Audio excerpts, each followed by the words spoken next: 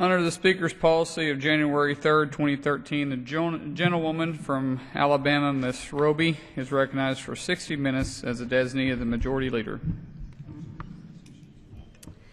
Thank you so much, Mr. Speaker. It's a privilege to be here on the floor tonight with my colleagues to discuss a very, very important issue, and it's affordable energy. And Mr. Speaker, like we did a few weeks ago, I just want to invite all of our constituents that might be paying attention right now that they can contact us at #AffordableEnergy.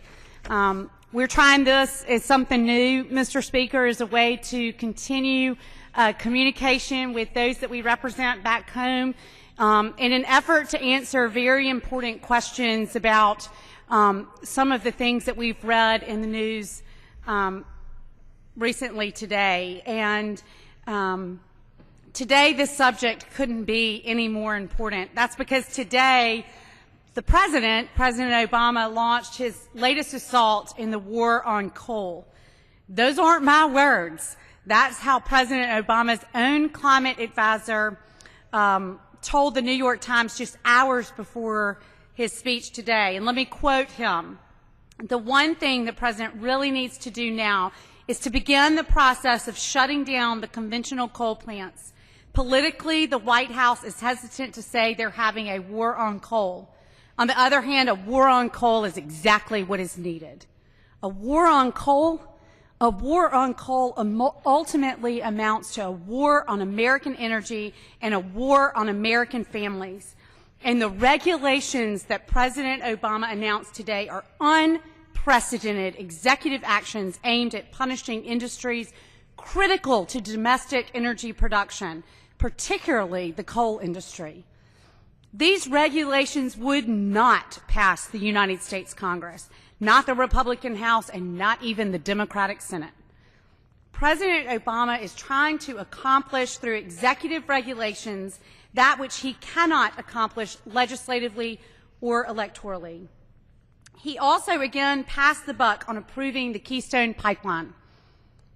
This is a project that would create up to 20,000 jobs and increase domestic energy production, but a project that has been delayed because of regulatory approval for almost 4 years.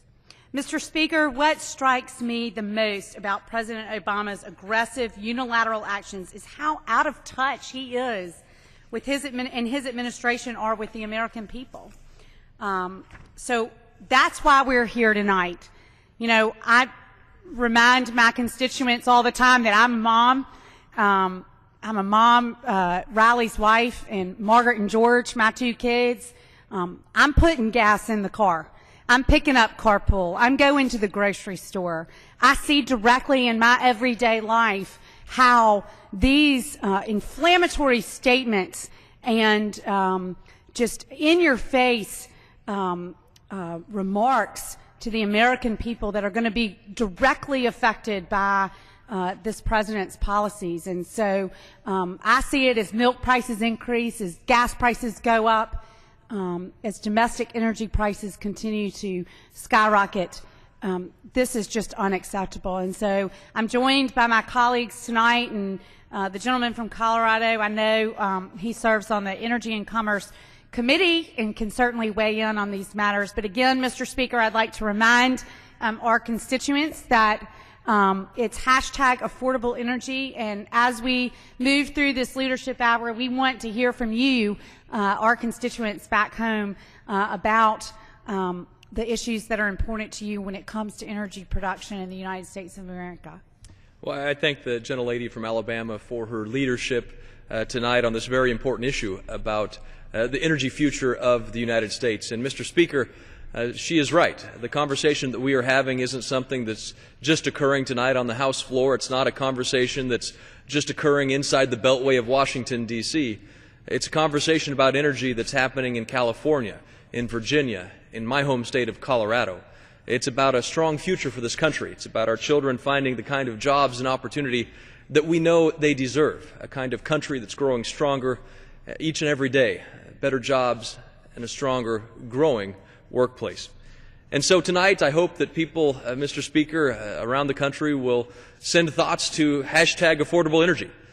Mr. Speaker, if they wish to join in that conversation, they'll be able to participate, and we can all see around the country what's happening with that conversation in their own homes, at their own dinner table tonight. #AffordableEnergy, and what it is that they are seeing, whether their utility rates are increasing, whether they have a job in one of the shale plays booming around the country, or perhaps they're trying to find work, and energy presents an incredible opportunity for them to do just that. So oftentimes in Washington, D.C., you see this fight break down between the House or the Senate, or Republicans and Democrats, unnecessarily so. We ought to be focused on what's right for this country, not what's right for a political party, not what's right for this group or that group, or favoring this special interest. It ought to be about what's good for the American people, the jobs that they're trying to hold on to, the college that they're trying to pay for their kids, to build a brighter future for their family. Because the conversation is one that we know isn't just about left or right. That's not what energy is. Energy is about how we can produce it here in the United States, what we can do in our own backyards to create a more vibrant future. All of us have our own energy experience. Whether that's as kids when we were told by our parents, make sure you turn the light off before you leave the house. Go up and turn the light off in your bedroom before you go to school. Or whether it's today trying to find out, running a business, trying to make sure that we're using efficient computers to lower the cost of our utility bill year after year. And I reached out specifically earlier today, Mr. Speaker, to my constituents on Facebook, and I've got a few examples of that. As you say, everybody has their own energy story. Howard from Dale County, Alabama, pointed out that he's already struggling to make ends meet as is, especially with Obamacare and an increase in payroll taxes. Now the president wants to raise his electric bill. Susan from Montgomery, Alabama, said that the president just doesn't get it. She watched the president's speech today, and she doesn't understand why he won't focus on improving the economy instead of hurting it. She says the president doesn't have a clue how his policies actually affect the middle class. Spike, a young man from South Alabama, correctly pointed out that regulations have a trickle-down effect that are felt by hardworking Americans. These new regulations on energy sources will be felt by young Americans just like him. Kevin from Dothan, Alabama, works for the military and has recently been furloughed due to the president's sequester. And he worries about how rising energy costs would affect him, especially since he's already having to deal with less take-home pay. So Mr. Speaker, I appreciate my constituents' thoughts, and again, that's why we're here tonight. Mr. Speaker, I'm Richard Hudson from North Carolina. I represent a district that's been hit very hard with job losses. People out there are really struggling. I go home every weekend. I travel my district. I talk to real people every day who are struggling to get by. I talk to folks who've lost their jobs either in the textile industry or the furniture industry. I've talked to folks who are just trying to keep their companies afloat. I talked to a home builder the other day who's just trying to keep enough work so that he doesn't have to lay off any more of his crew, so he can keep his skilled labor force there, so when the economy does pick back up, he'll have the folks that he needs to get the job done. People are really hurting out there, and there are some signs that the economy is getting better. But Mr. Speaker, in my district, we're just not feeling it yet. In fact, I was in Richmond County, North Carolina, yesterday, and the folks there tell me that home foreclosures have increased this year over last year, and so we aren't out of this yet. And on top of this economy where folks are struggling and just trying to stay afloat, trying to keep their family the food on the table and paying the bills, the president comes out today, 4 years to the day of when he introduced his disastrous cap and trade ideas, and comes up with this new scheme that's going to add cost to our energy.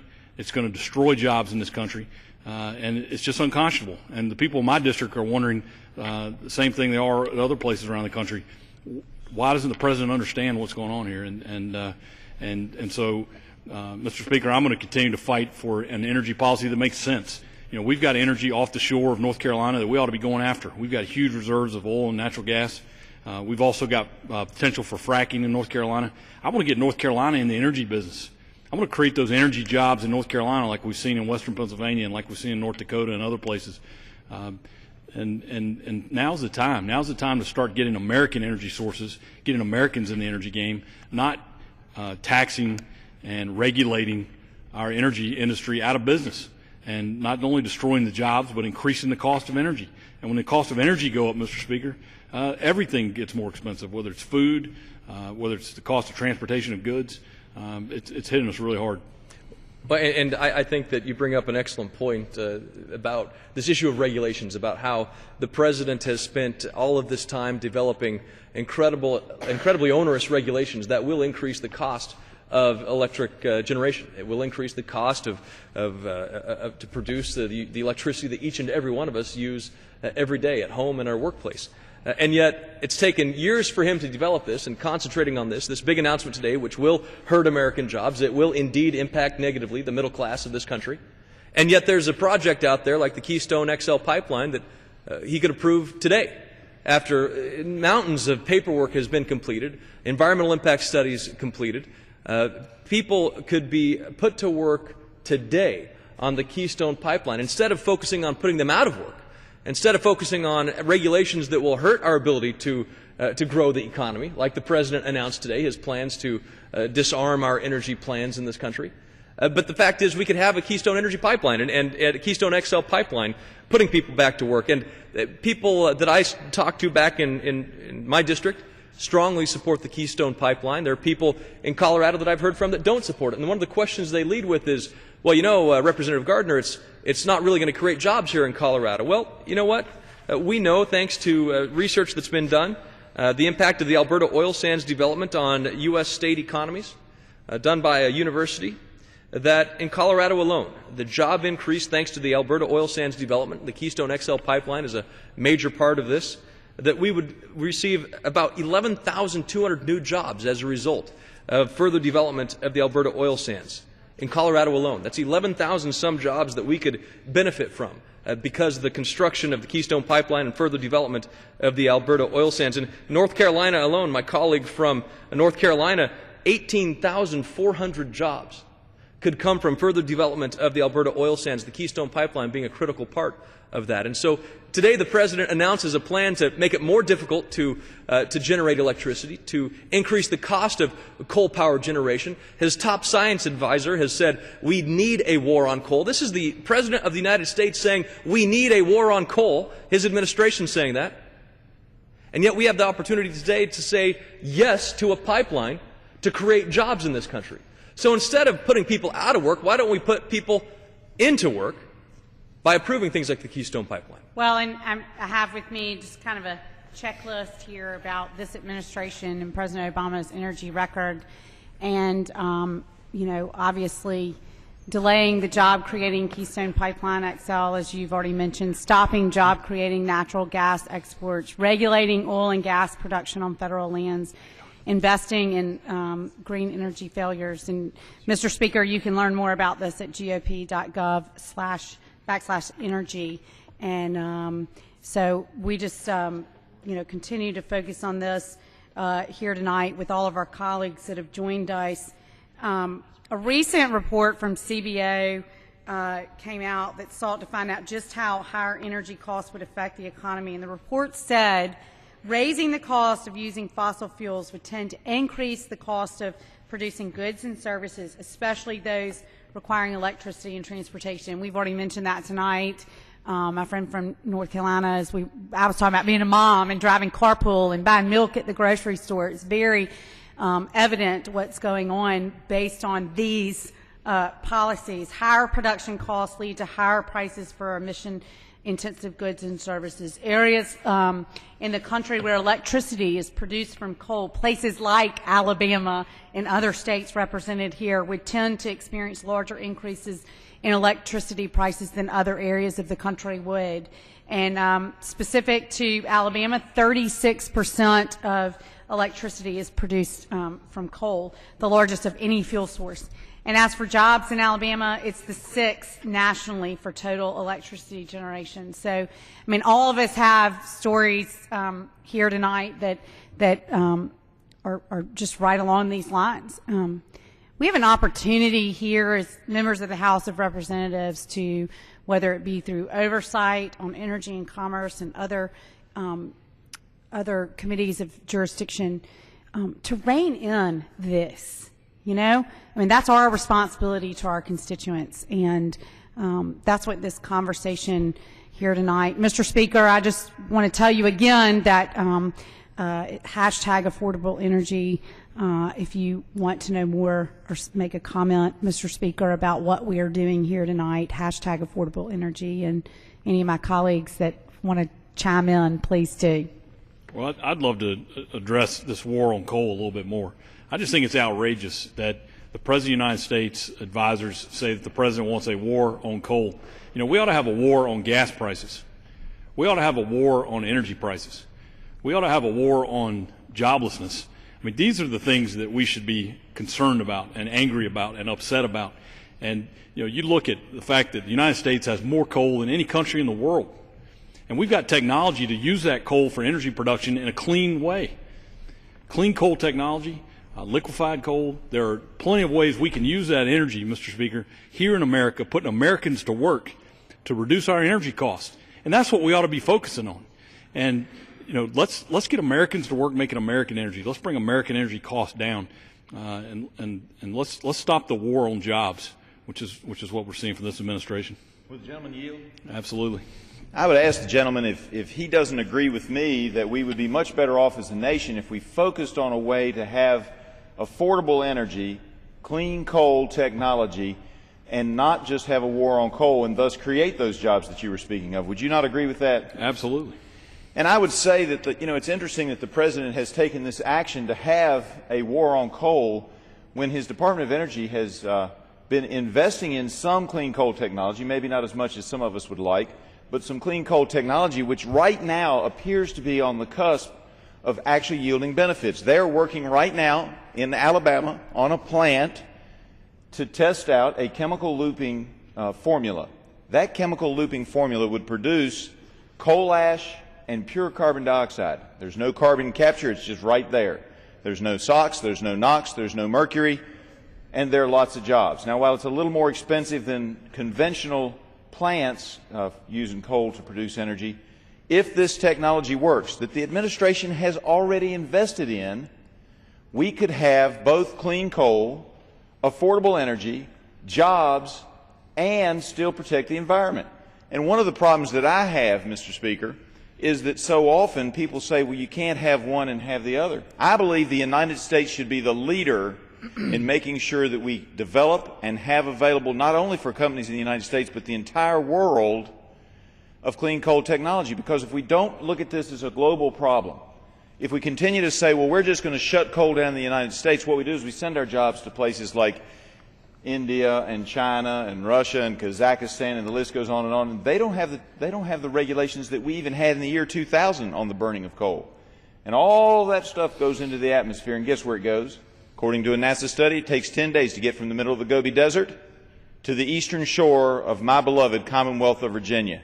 So, ladies and gentlemen, when we're talking about this, it's not a matter of choosing the environment versus coal. It's a matter of choosing America first and making sure we make America's coal affordable, usable, and clean, and we can do it. Yes. I yield to my good friend, my cousin, I'd like to say sometimes. Since I'm Representative Griffith, I'll yield to Representative Griffin. Thank you. I appreciate that. I'd be proud to call you cousin. You know, when I look at this issue of energy, what strikes me is the President's talk about jobs sounds good, but he doesn't like this sort of job or that sort of job. For example, he talks about wanting to create jobs, but he doesn't want the Keystone Pipeline kind of jobs. He doesn't want the kind of jobs that come from coal. He doesn't want the kind of jobs that come from fracking, this technology that we have developed in the United States that is helping us lead the world. So he wants to talk about jobs. He has this idea that there are somehow these jobs out there, but not the ones that are right under his nose. I am holding in my hand a Washington Post article from earlier this year, and the headline is European industry flocks to U.S. to take advantage of cheaper gas. Wait a minute. I've heard the president talk a lot about jobs. I've heard him talk a lot about wanting more manufacturing jobs. Natural gas that is being developed here in this country, cheap natural gas, clean burning natural gas, abundant natural gas. That is what is helping this economy despite all the regulatory obstacles that this president has put in front of this economy, despite record debt, despite all the problems that we in this body want to address. The economy is still doing some incredible things because the private sector is leading, and natural gas is a big part of that. I've got another article here from the Wall Street Journal from October of last year. The headline is, "Cheap U.S. gas is Europe's loss." Manufacturing in Europe moving to the United States because of innovation in the area of natural gas. Now, the interesting thing is, I know the president is in a political bind because workers want jobs and environmentalists want to kill a lot of these projects, so he's torn between the two. How about you just go with the jobs? Working Americans need jobs, Mr. President, and it seems to me those are the folks that you ought to put first. And I would note that there's a lot of talk by the environmentalists about killing coal and having a war on coal. Do they not realize that if you kill coal use in a country that regulates it very closely and that has developed clean coal, that coal's still going to be used? But who's it going to be used by? It's going to be used by China, where they don't have the clean air rules that we do. And so they're going to make even more pollution instead of turning to clean coal and the coal technology that we have here. He's sending it overseas. And I don't think, I just want to chime in for a second. I think that it cannot be said enough in this chamber tonight that his war on coal is a war on American energy and American jobs.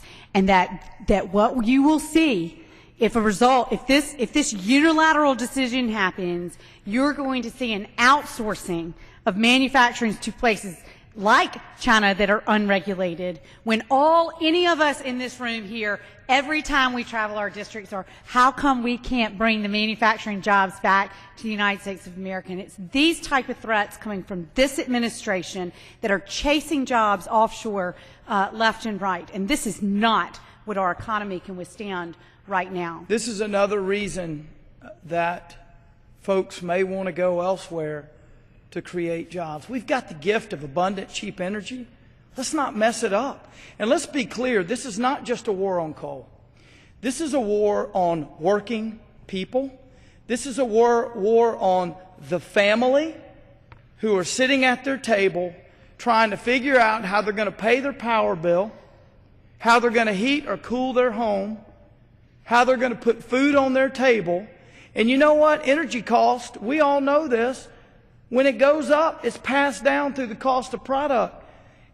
I will tell you that Arkansas, where I'm from, a big percentage of our energy is based on coal. Well, and I don't think there can be any doubt that that's the president's intention under his plan that he announced today. The talk, the conversation, the focus tonight is about affordable energy. And there are people sending tweets around the country right now with the hashtag to affordable energy, hashtag affordable energy, about that very subject tonight. But if you listen to the pattern of statements the president has made over the past several years, from the time he was a candidate to his administration today. As a candidate, President, then Senator Obama, said, under my plan, energy rates will necessarily skyrocket. He said years ago that his energy plan was for energy rates to skyrocket. Just a few years later, when he nominated Secretary Chu to be Department of Energy Secretary, the Secretary of Department of Energy said he'd like to see gas prices around $8, European levels prices of gasoline, doubling what they are today. They're already too high, nearly $4 in Colorado. That's too high. Well, families can't afford it. I don't understand.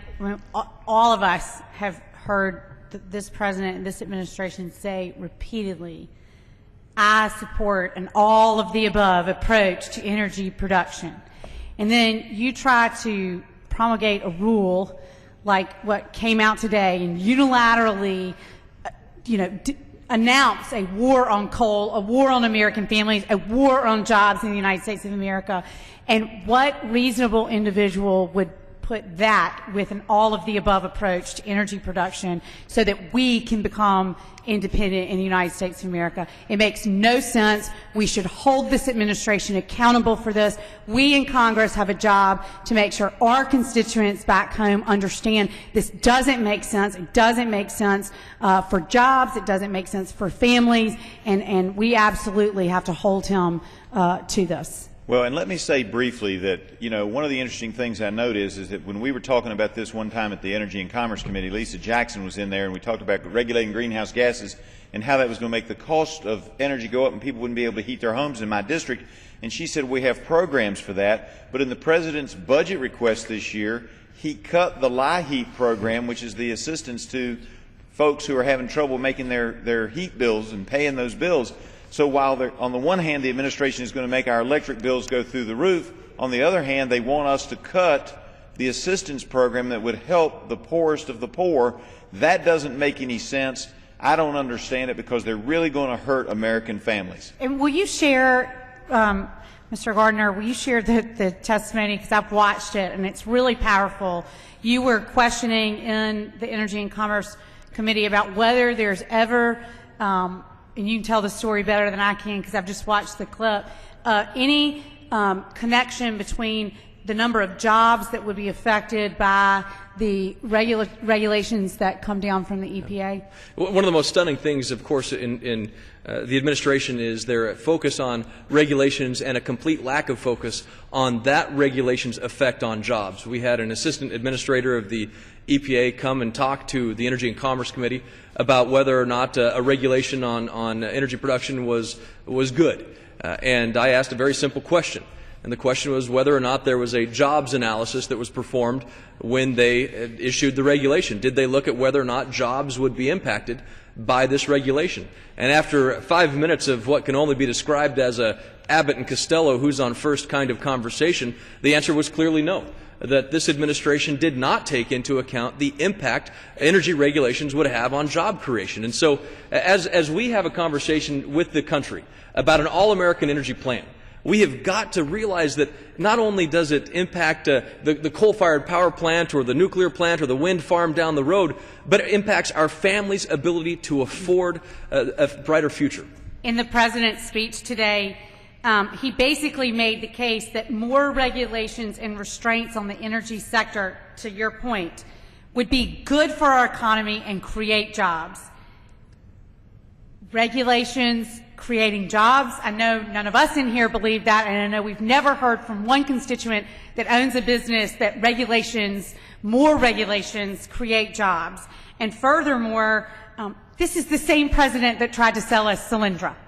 And we're gonna take this. We're going to take him at his word. It's really unbelievable. Well, if I might add to the gentlelady's point, the gentlelady from Alabama, this administration has continually pushed the notion that the gentlelady is just describing there, that regulations do create jobs. Their argument is that when they regulate our industries, when they regulate our local companies, when they regulate the local small businesses in our communities, that those businesses have to then hire people to respond to the regulations. Therefore, presto, this administration has created jobs. But aren't those businesses supposed to be, they want to create product to then sell to the American people, not hire people to follow regulations? So to the gentlelady's point, what this administration has done is created a country that is focused their job creation on bureaucracy and regulation and red tape. And so they're forcing debt on our kids and grandkids to pay for bureaucrats to come out to our communities to force our small businesses to hire people to respond to the bureaucrats. I mean, what a maddening system in a country where we are supposed to be the inspiration around the world, the land of hope and opportunity, and they are taking us towards becoming the land of regulation, the land of unemployment, the land of mandates and taxes, and all this together. It's no wonder that our unemployment rate is still almost 8% or 7.6%. It's the longest the unemployment rate's been this high since the Great Depression for this long.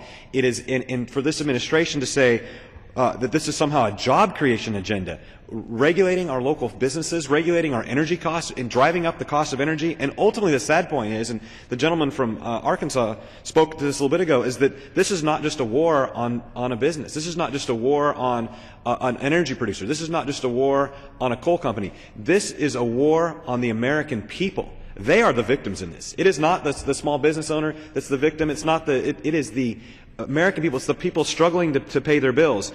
It's the person with a fixed income. It's the single mom. It's the senior. It's someone whose energy costs are that big a portion of their monthly budget that this really hurts them in the pocketbook. It's that family that's trying to make life work. You know, they are the folks that ultimately get hurt in this situation. And so we have to stand up for the victims in this country, that silent majority that is being hurt by these anti-energy policies. And at the end of the day, that's why I join my colleagues to support an all-the-above energy approach, to put people back to work, to lower the cost of energy in this country, and to make us more secure by making us less dependent on foreign sources of energy. And you know, I've got some good news for my colleagues here tonight. Well, we need it. And I'd like to lay this out and give the President the opportunity to digest what I'm about to say and change his mind on the Keystone Pipeline. We know that he's been torn between workers on one side and environmental extremists on the other. And he's been looking and grasping for any excuse not to approve the affordable energy, the jobs that come with the Keystone Pipeline. And you know, there's a lot of these same similar arguments, whether you're talking about coal or the Keystone Pipeline or the natural gas that we're getting out of the ground, that has really revolutionized this country and provided so many jobs for so many workers. But one of the reasons that opponents of the Keystone Pipeline have said that they're opposed to the Keystone Pipeline is that the tar sands that's being taken out of the ground in Canada, at its core, it's bitumen, which is a little bit different kind of crude. And a lot of them have said, well, you know, we're opposed to the Keystone Pipeline because it's different than other pipelines. This crude is different. This crude is more corrosive. This crude is dangerous. This crude should not be going through pipelines across this country because it's somehow more dangerous. Well, I've got great news for the President tonight if he's watching this. The great news is, in January of 2012, we put in a requirement in legislation that required the Obama administration. I want to be real clear about this, because this is breaking news, and it broke today. It hadn't gotten a lot of attention, but it's critical. We put in our bill that became law that the Obama administration needed to do a study through the Department of Transportation to determine whether this bitumen really was different than other crude. Well, it really was more dangerous to pass through a pipeline across the country. Whether it was really something we needed to be extra worried about. Because all the environmentalists, all the different folks who oppose the Keystone Pipeline, they just preach about bitumen and how dangerous it is. Well, I can't wait. What did the study say? Here's the study, my friend. And this is just great news. The National Research Council, not some third-party political group, working for the Obama administration, the Secretary of Transportation, pursuant to this Congress's request that they study it. I've got the executive summary right here, and this just came out today. Here's what they concluded. And this is big news, because this is one of the reasons the President is against the Keystone Pipeline. It says, quote, the committee does not find any causes of pipeline failure unique to the transportation of diluted bitumen.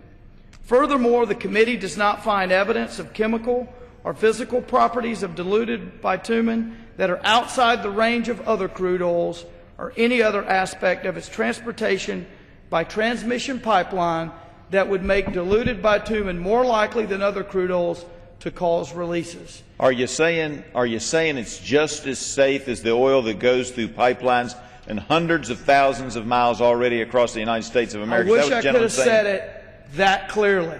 But the bottom line is, this isn't Tim Griffin saying it. This is the Obama administration's own study that we mandated they conduct. And I'll tell you, if you look at the arguments against the Keystone Pipeline that the environmental extremists have been putting out there, this is numero uno, number one, at the top. They've been basing almost their whole deal on this. And the Obama administration says, sorry, not backed up by the facts. So we need to say, what's the holdup? What's the holdup, Mr. President? Mr. Speaker, we have got, again, I cannot emphasize this enough, and the whole point of this hour tonight is to say, based on that information and this new war on American families and American jobs, what is the holdup? What is the deal? This is 20,000 jobs, and we're just continually seeing this president, the president that's for the all-the-above energy approach, at every corner attack domestic energy production. I just don't understand. In Colorado, the district that I represent, we do really have it all. We have a coal mine. We have wind energy, not only the wind farms, but we have wind energy manufacturing. We have one of the nation's most promising oil and gas plays right now in the Niobrara in Weld County. In western Colorado, we have thousands of jobs that are being created, and thousands more that could be created if government would get out of the way and approve the permits that they're holding back on. In fact, the Bureau of Land Management, if they were just to approve a handful of permits at the BLM waiting right now, could create over 100,000 jobs. That this country could put to work right now 100,000 people if these permits were approved. And so to hear the President talk about an all-of-the-above energy policy, and then to see his actions that go in complete opposite direction. You know, I would almost rather the president just be straight up and say, you know, I only like some kind of jobs. And I don't like any of those kind. And I only like some kinds of energy. Yeah, just be straight up with us, Mr. President. Just say, you know what? I got a war on coal. I got a war on the Keystone Pipeline. I got a war on natural gas and removing it out of the ground, slowing down permits. I like a certain kind of energy, and I'm going to try to fund it through the government. Just be straight up. And let me just say this real quick as a reminder, Mr. Speaker, tonight's conversation is at hashtag affordable energy, and so I just wanted to remind you, Mr. Speaker, that that's where we're having this conversation tonight alongside countless others. So just want to throw that in there as this conversation continues. Well, I would also point out, and again, go into the environmental responsibility that we have. You as a mother, I'm a father of two, a 3-year-old and a 5-year-old. We all want clean air and clean water for them. And I would point out that Duke University, last month, working with the University of Arkansas and working with the Obama administration's own U.S. Geological Survey, concluded that well water, they tested about 130 wells in Arkansas, something like that, that well water was not polluted by the natural gas extraction that's going on there.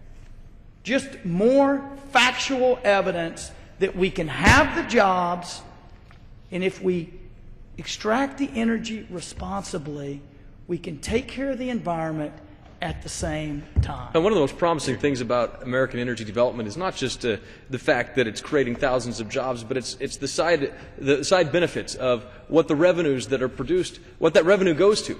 In fact, in Weld County, Colorado, in my district, it's a county, probably the only county in the country that has zero bonded indebtedness because of natural gas and oil production. They don't have any debt. If they need a road, they pay for it. They pay for it with the money that they've received out of severance tax payments from oil and gas development. They got two companies paid their 2011 property taxes a couple months ago. $150 million these two companies paid to one single county. 40% of that revenue, 40% of that $150 million goes to the school districts, goes to the community colleges. And so not only are we able to develop affordable energy for the American people, not only are we able to put people to work, but we're also doing better things for our schools and our community colleges, because that revenue then turns around and goes to the core community institutions that make our country strong. Well, let me follow up on that, if I might, real quick, because in one of my counties, when you take away the money that comes from Richmond and you take away the money that comes from Washington for education, 70% of the tax dollars in that particular county are derived from the coal and natural gas severance tax. You eliminate coal, they don't know how they're going to be able to fund their schools. So we're not just talking about, big business. We're talking about the schools and the classrooms and the students in those schools. So it's a war on education as well. Well, it's a war on everything that we hold dear when you get right down to it, because the truth of the matter is, when you're #1 nation in the world, everybody else wants to be where you are. Right now, we're #1 nation in the world. But this administration wants to throw away what has helped us get there, and that is an affordable, reliable energy plan. And we can't just throw it all out and expect to still have the standard of living that we have, and that means we won't have the money for education, we won't have the money for roads, we won't have the money for so many things that people think of today as just automatically being there. Yeah. But the money's got to come from somewhere, and it just can't come out of thin air. I'm sorry, Mr. President, money doesn't grow on trees. So when it comes back to our responsibilities at Congress, this week we're going to debate and hopefully vote on the Offshore Energy and Jobs Act. And this is legislation that will increase production on homegrown energy, and it will drive down cost, and it will increase American jobs. And what it does is it expands U.S. offshore energy production in order to create over 1 million new American jobs, lower energy prices, grow our economy, strengthen national security, strengthen our communities by lowering our dependence on foreign oil. And the bill removes government barriers that block production of our own resources right here in the United States. And currently the Obama administration keeps 85% of our offshore areas off limits to energy production. 85%. And so this H.R. 2231, again, we'll be debating and hopefully voting on later this week, will open new offshore areas for that energy production and require the Obama administration, and again, Mr. President, who's for an all-of-the-above approach, require him to submit a new lease plan by 2015 for developing our offshore energy resources. Well, and to the gentlelady's point, what a great opportunity for members in both political parties to work together to do something that can help create jobs for the American people. You've talked about over 1 million jobs that could be created this week if folks on both sides of the aisle will just work together for some bipartisan, common sense legislation that creates affordable energy opportunities and puts Americans to work. I'm sure this legislation will pass this week, but it's an opportunity for folks to vote for something that will actually make a difference. And I challenge folks in both parties to stand up and support this legislation. Now, the real hope will be whether the Senate will actually take it up. We've passed dozens upon dozens of bills that create jobs, that help put American people back to work, yet we still have almost an 8% unemployment rate in this country. I'll tell you what, I am fed up with Washington getting in the way of progress. At every turn, the solutions out of Washington are greater taxes, greater mandates, greater burdens on the American people. What we're talking about here is creating prosperity and opportunity for the American people to go back to work, to put food on the table for their families, and it's done through what is such a simple thing, domestic forms of energy that are right here at our grasp. Why wouldn't we utilize this energy that's right here in our country? It seems foolish and short-sighted, and frankly, it hurts the American people when we're not supporting domestic forms of energy. And so this week's a great opportunity for folks who say they're for job creation, who say they're for an all-of-the-above energy approach, to step up and lead and to join us in proposals that will put Americans back to work and help rebuild this country. I totally agree with the gentleman, and we understand, and hopefully we can get more and more folks to understand that this body is not creating the jobs. We want the private sector to continue to create the jobs and lead. But sometimes the barriers to job creation and growing jobs in this country are barriers that Washington has put into place. And I find that a lot of the times when we're legislating in this body, we're not trying to create jobs to get in the way of the private sector, we go to people in the private sector and we say, what's your biggest hurdle? What's your biggest barrier? How could we help you grow more jobs? And more often than not, they'll say, get out of the way. And a lot of the bills that we put on the floor are to help Washington get out of the way. Move it out of the way and let the private sector continue to lead in this area. And I want to mention one more thing real quickly on optimism. If you study where we are as a country, whether it's with regard to the debt and regulation, some of these things, yeah, we got a lot of work to do there. But if you study where we are with regard to innovation, energy extraction, natural gas extraction, the low cost of natural gas, the companies that I mentioned in these articles that are moving from Europe, I smell nothing and I see nothing but optimism. The future of this country is limitless. And when I'm long gone, my kids that are 3 and 5 now are going to be living in a country, if we do things right,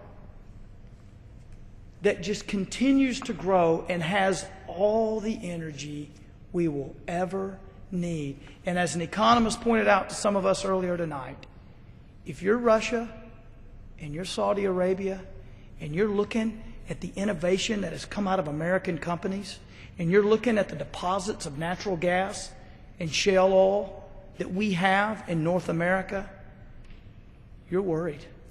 And it is exciting, the energy future of this country. Amen. And when you see studies that are being done, that here's a study that I'll cite right here. It says, America's shale oil revolution is loosening the grip of the Organization of the Petroleum Exporting Countries on global oil markets, OPEC. Because of the work that we're doing here in this country, we're loosening the grip of OPEC.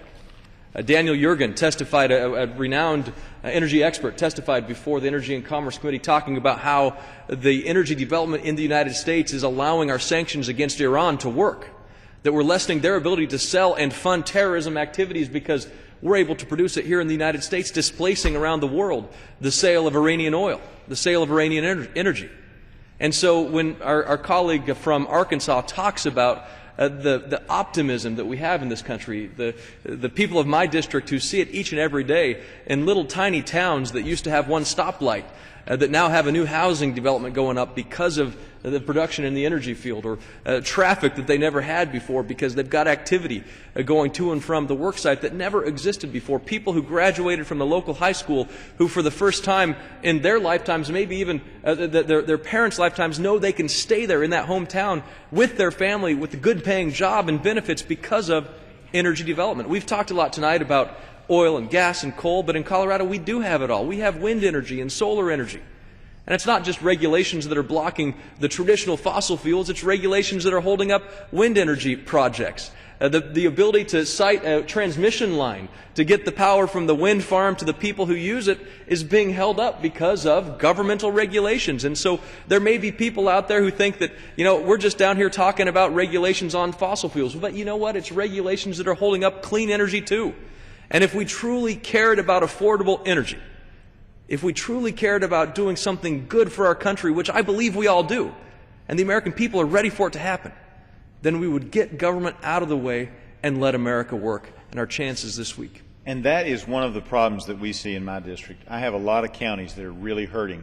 And it's not because we couldn't have jobs, it's because Washington is getting in the way, and every month we're having layoffs in some coal plant here or some coal plant there, or a company that makes things for the coal plant, or the railroad that hauls the coal, or the trucking company that helps move the coal. And so while they remain internally optimistic, it's really hard when that layoff slip comes to your house and you know that you're no longer going to be able to have that job. And that's why this war on coal affects each and every one of us, but it affects folks in my district maybe a little bit more because we're on the front lines and we're getting those layoff notices now.